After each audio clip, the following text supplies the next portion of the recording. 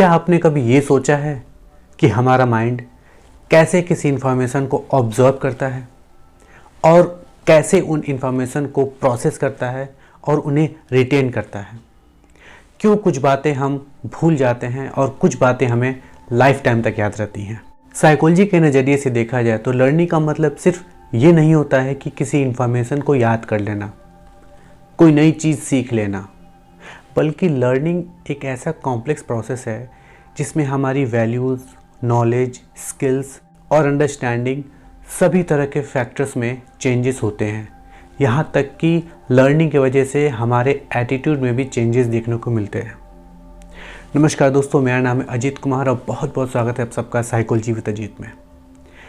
यहाँ मैं साइकोलॉजी के कुछ लर्निंग थ्योरीज के बारे में डिस्कस करूँगा जिनसे आप लर्निंग के कॉम्प्लेक्सिटी को समझ सकते हैं। तो चलिए वीडियो को स्टार्ट करते हैं। पहला है बिहेवियरिज्म। इस थ्योरी में ये कहा गया है कि लर्निंग एक ऑब्जर्वेबल बिहेवियर है। इसमें कुछ बिहेवियरिस्ट्स हैं जैसे जेबी वॉटसन और बीएफ स्किनर। इन लोगों का मानना है कि learning is the product of direct experience, यानी कि हम अपने द्वारा किए गए कोई भी व्यवहार और उसके आउटकम में एसोसिएशन बना लेते हैं और इस एसोसिएशन को साइकोलॉजी के लैंग्वेज में कंडीशनिंग कहा जाता है। नेक्स्ट आता है कॉग्निटिव थ्योरीज, जहाँ पे हमारा फोकस ऑब्जर्वेबल बिहेवियर से शिफ्ट होके मेंटल प्रोसेस की तरफ फिक्स हो जाता है। जहाँ पे कुछ कॉग्निटिव थ्योरिस्ट्स हैं जैसे जीन पियाजे, लेव विगोत्स्की।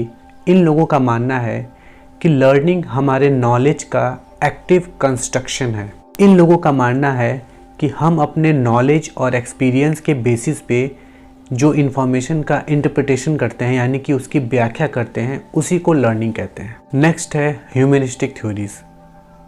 इसमें कार्ल रॉजर्स और अब्राहम मास्लो जैसे थ्योरिस्ट्स हैं जिनका ये मानना था कि हम तब तक कोई चीज़ नहीं सीखते जब तक कि हम अपने पर्सनल गोल और इंटरेस्ट से मोटिवेटेड ना हो। And last, social learning theory, जिसे प्रपोज किया था एल्बर्ट बेंडूरा ने। इनका कहना था कि हम सिर्फ अपने एक्सपीरियंस से ही नहीं सीखते, बल्कि हम दूसरों को ऑब्जर्व करके और उनकी नकल करके भी सीखते हैं। इन्होंने लर्निंग में सोशल कॉन्टेक्स्ट पर ज़्यादा फोकस किया था। हम दूसरों से किस तरीके से आर्गुमेंट करते हैं, ये हमारे लर्निंग को बहुत हद तक इन्फ्लुएंस करता है।